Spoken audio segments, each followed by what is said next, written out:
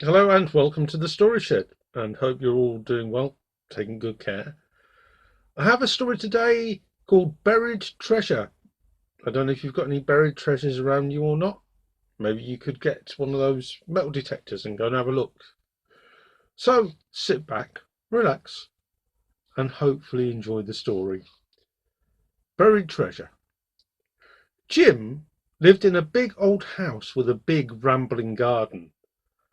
The house was rather spooky, and Jim much preferred the garden. He would spend hours kicking a football around the overgrown lawn, climbing the old apple trees in the orchard, or just staring into the pond in case he might spot a fish. It was a wonderful garden to play in, but Jim was not really a happy child because he was lonely. How he wished he had someone to play with. It would be such fun to play football with a friend or have someone to go fishing with. He had plenty of friends at school, but it was a long bus journey to his home, and besides, his school friends found his house so spooky that they only came to visit once. One day, Jim was hunting around in the garden with a stick. He hoped he might find some interesting small creatures to examine. Every time he found a new creature, he would draw it and try to find out its name. So far, he had discovered 8 types of snails and 6 different ladybirds.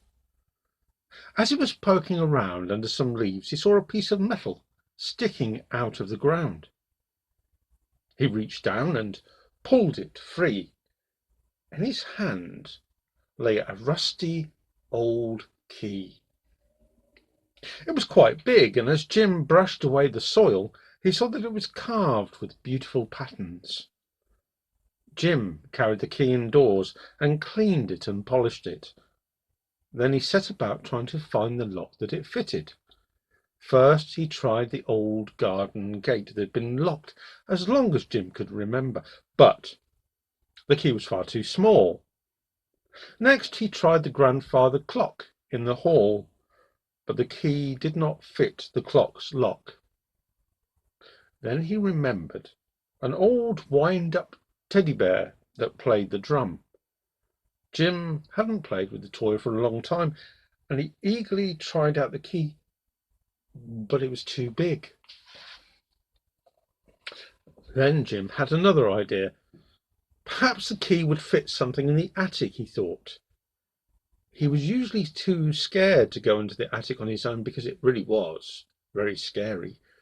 But now he was so determined to find the key's home that he ran up the stairs boldly and opened the door. The water pipes hissed and creaked, and Jim shivered. He began to look under a few dust sheets and open some old boxes, but didn't find anything that looked like it needed a key to unlock it. Then he caught sight of a big book sticking out from one of the shelves. It was large. It was one of those sorts of books fitted with a lock. Jim lifted down the book, which was extremely heavy, and put it on the floor. His fingers trembled as he put the key in the lock. It fitted perfectly. He turned the key and the lock sprang open, releasing a cloud of dust. Jim wiped the dust from his eyes, slowly opened the book, and turned the pages. What a disappointment! The pages were crammed with tiny writing, and there were no pictures at all. Jim was about to shut the book again when he heard a voice. The voice was coming from the book. "You have unlocked my secrets," it said. "Step into my pages if you're looking for adventure." Jim was so curious that he found himself stepping into the book. As soon as he put his foot on the pages, he found himself falling through the book. The next thing he knew was he was on the deck of a ship. He looked up and saw a tattered black flag flying from a flagpole, and on the flag was a skull and crossbone.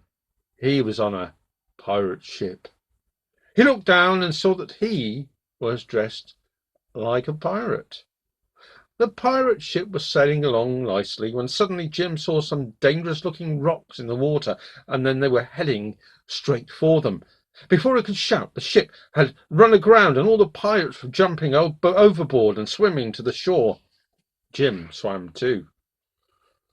The water felt deliciously warm, and when he reached the shore, he found warm sand between his toes. He couldn't believe it. Here he was on a desert island. The pirates went in all directions, searching for something to make a shelter. Jim looked too, and under a rock he found a book. The book looked familiar to Jim. He was sure he'd seen it somewhere before. He was still puzzling over it when one of the pirates came running towards him, waving a knife. "You thief! You stole my rubies!" cursed the pirate in a menacing voice. What was Jim to do? Then he heard a voice call out from the book, "Quick! Step into my pages!" Without thinking twice, Jim stepped into the book, and suddenly he was back in the attic again.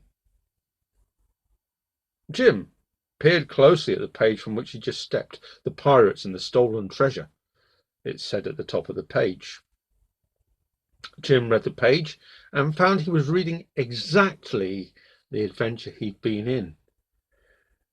He turned excitedly to the contents page at the front of the book and read the chapter titles. "Journey to Mars," he read, and "The Castle Under the Sea." Further down it said "The Magic Car" and "Into the Jungle." Jim was thrilled. He realized that he could open the book at any page and become part of the adventure. And he only had to find the book and step into it to get back to the attic again. After that, Jim had many, many adventures. He made lots of friends in the stories, and he had lots of narrow escapes. But he always found the book again just in time, and Jim was never lonely again. And that's the end of The Buried Treasure from the Children's Bedtime Treasury, which again has become one of my favourite books, really.